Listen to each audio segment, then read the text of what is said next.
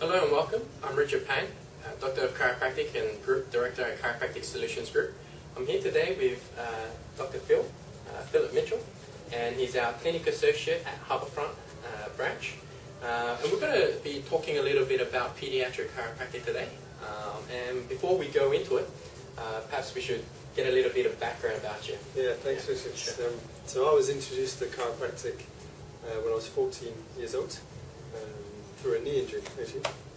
I'd had some physio, some ultrasound, some stretching, some massage, and that hadn't really helped it. And actually my father sent me to see his chiropractor. He's a GP, and he used to send his patients to a chiropractor when they presented with musculoskeletal problems, back pain, neck pain, headaches, etc.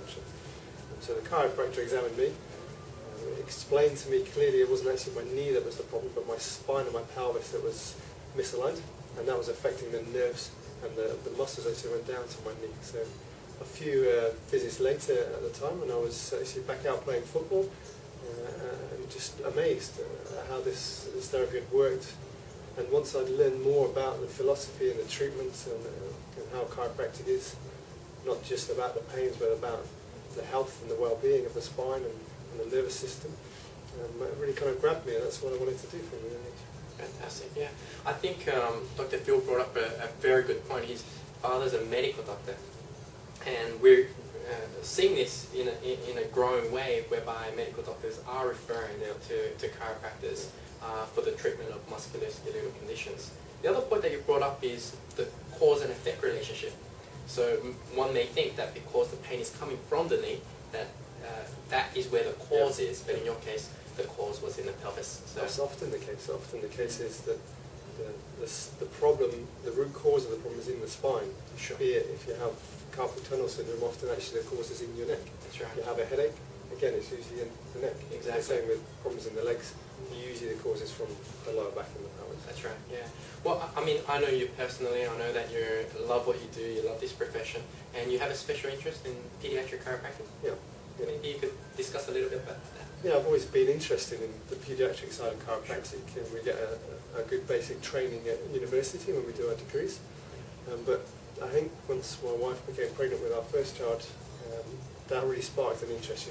I wanted to know more and learn more and take in as much knowledge as I could, so that I could help her through the pregnancy and look after my children as they grow up. Excellent, yeah. I mean, one of the things that I learned going through school, one of the first things actually, was that the first trauma to a human being is actually the birthing process itself. Yeah. So I guess it's very, very important for parents to understand this, so that as soon as they can bring in their child for a checkup. Absolutely. And this is something that you encourage your patients that have just given birth. Yeah, is this something that you... Well, the first thing to say is that's absolutely right, but the best time is actually if you're thinking about becoming pregnant.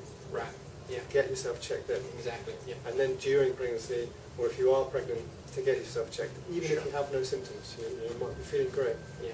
but you might be unaware that your pelvis is misaligned, or your spine is misaligned, and that can be a cause of what's known as intrauterine constraint.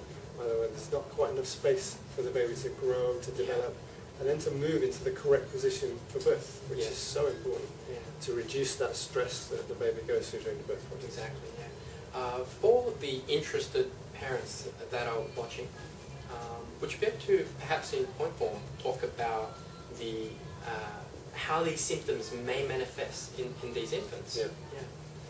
Yeah, I mean, there can be many different symptoms. Sure. All the classic symptoms of just a baby that doesn't seem very happy. So you've got colic, the most common cause of distress amongst parents. The baby screams a lot, is crying a lot, is very restless and irritable. And feeding problems. This can be a real issue for the mother, particularly if the baby's not breastfeeding correctly. Sleeping issues. Exactly. And the other difficulties, or the parents might spot that the baby just tends to like to look one way, and it doesn't quite turn its head fully the other way. So Yeah, like little things portcullis. and that can be a big thing as well. Sure. Another big question, particularly for me, that I get is that the parents would say, well, how soon can they expect results for their kids? How would you answer that?